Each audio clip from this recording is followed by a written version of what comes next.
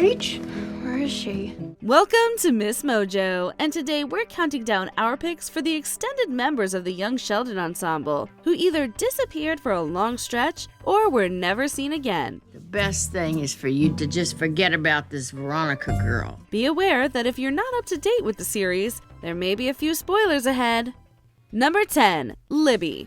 In Season 1, Sheldon befriends Libby, an 11th grader who really digs geology. Perhaps it's a first crush, or maybe Sheldon is simply in awe of their stimulating conversations, but he happily welcomes her into his intimate circle of friends. People didn't understand continental drift because they didn't understand seafloor spreading. What? I'm both threatened and delighted by your brain. The trio plans to see a movie in IMAX in Houston, but Mary insists on vetting Libby first. That's when Sheldon realizes he and Libby have very different views of their relationship. I thought Libby and I were equals, but she thinks of me as a child. I'm sorry, baby. Calling me that isn't helping right now. Right.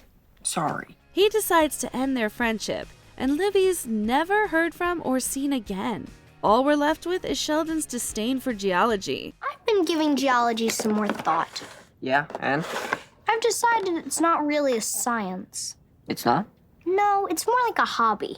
Rock collecting. Childish, really. We hope she became a successful geologist. Hey, maybe she even ran into Bert at Rocktoberfest. That's a thing, right? We geologists always get a little sad when Rocktober's over. Number 9, Ira Rosenblum. Ira, a furniture salesman, has an on-again, off-again relationship with Connie in the early seasons. You're gonna love Ira. He's a great guy.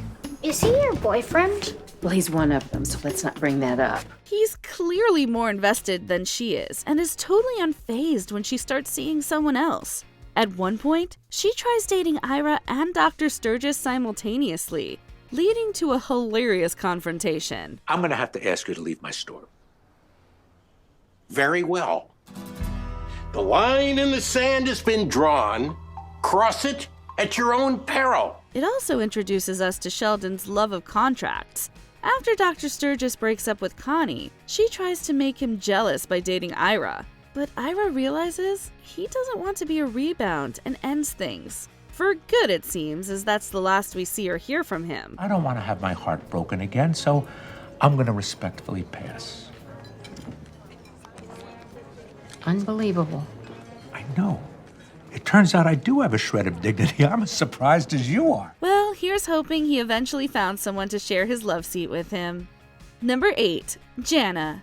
Jana is Georgie's girlfriend through seasons 3 to 5. They go through plenty of ups and downs, not to mention firsts and a pregnancy scare that makes Georgie see his future flash before his eyes. Georgie, there's a band called Guns N' Roses on the phone. Really? Yeah, the guitarist hurt his hand and they want you to fill in. Tell him I can't. I'm a dad now. Although he clearly cares deeply for her, she seems more committed to the relationship, while he just wants to enjoy being young and keep his options open. Why do I keep getting the feeling you're not into this? Oh, I'm into this. But? I mean, we're real young and who knows what's gonna happen. I know, and you should too. Well, after he drops out of high school, he gets his wish. Jana has no interest in dating a dropout, and with that, it's over. And I thought we were gonna be seniors together.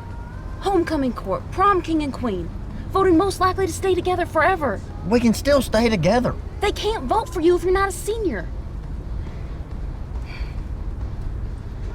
I don't think this is gonna work out. Sure, they wouldn't be crossing paths in the school halls anymore, but is Medford that big that he'd never run into her again? Number 7, Tam Nguyen. Sheldon meets his childhood bestie in the second episode of season 1, and while he's in high school, they eat lunch together practically every day. Well, good luck on your quest to find a friend. You too.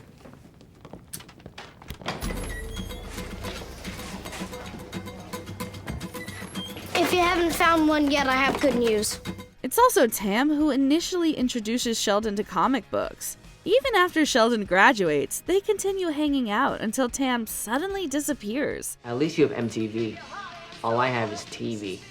Will you please stop focusing on what you don't have and try to focus on what I don't have? Look, If you really want it, I know a guy who sells bootleg games for $5. The next time we see him is in the final season where they meet for lunch one last time before Sheldon moves to California. I think I might ask her to marry me. Feynman and Einstein have been on those walls for 5 years, and now it's gonna be Tigger bouncing hither and thither? Are you at all interested in my life? No, but thank you for asking. So where was he during all those years in between? Clearly he and Sheldon had enough in common to keep their friendship thriving outside of school grounds. We know Tam eventually ends up on Sheldon's list. Perhaps that wasn't his first time? Why did you and Sheldon stop being friends? What did you do? And don't worry, even though we just met you, we think you're right and he's wrong. Number 6, June. Dale sure has a type.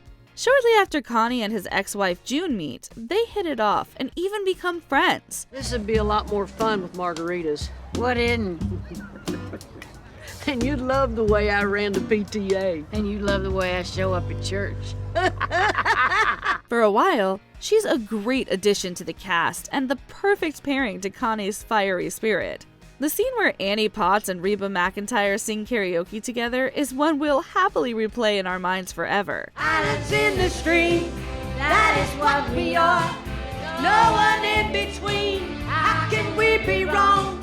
Sail away with me to another world. In season 5, when a machine in the gambling room glitches, June becomes a partner in the business, but quickly annoys Connie. Perhaps this gamble was too much for their friendship, as June essentially vanishes after that. I thought it might make things a little more festive.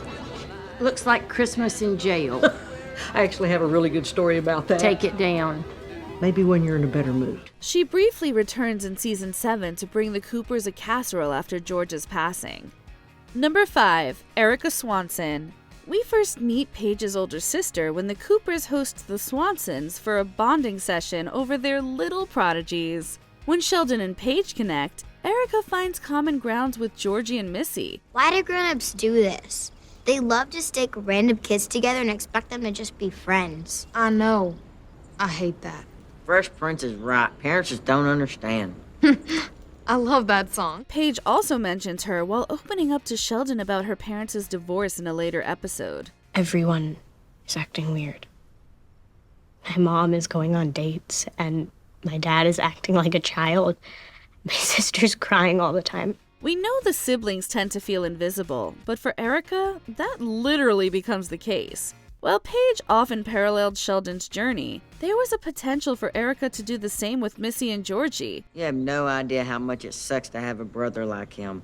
Believe it or not, he's in my class. My parents sent Paige to a private school. Cool.